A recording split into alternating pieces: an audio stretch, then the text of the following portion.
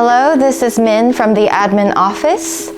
We are here today to discuss how GIA Microlab is implementing project-based learning, what makes it special, how it's benefiting our students, and we are here with our curriculum director, Mr. Philip. Hello, Mr. Philip. Good morning, Miss Min. It's a pleasure to be here this morning. That's right. So I'm going to be asking you some questions. What makes PBL special at GIA? There are really two things that make project-based learning at GIA Microlab unique.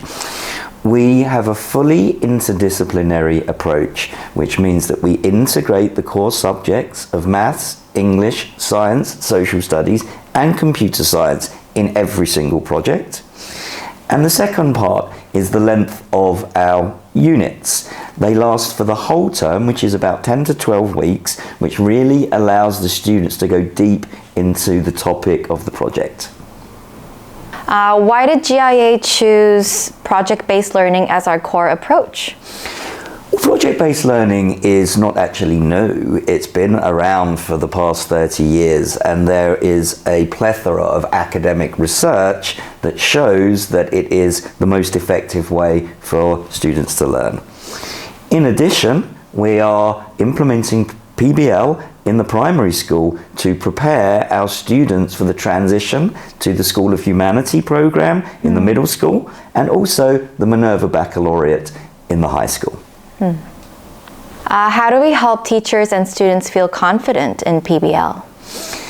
So a really important part of the project-based learning project is continuous professional development. So we have a session every single week where we look at the strategies and the philosophies around PBL.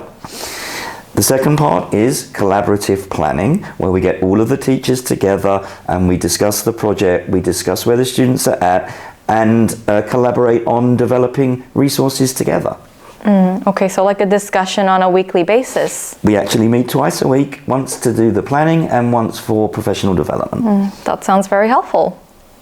Okay, how do you make sure projects connect to the real world and inspire the students?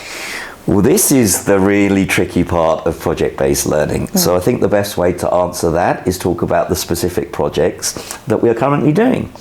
So in grade 5, we are allowing the students to choose a topic of their choice, something that they are interested in, something that's relevant to their lives. So they are researching it, and they would be delivering a TED Talk style presentation to raise awareness. In the grade 4, we have looked at the challenges that are facing the Earth and looking at possibilities to extend human colonies into exoplanets. In grade 3, we are writing newspapers, developing websites and news channels, and the students are choosing the topics that they care about, that they are interested in, to write their news articles. Okay, thank you for your time and thank you for answering our questions and your amazing insights. Now we are moving on to our next session and welcoming our next guests.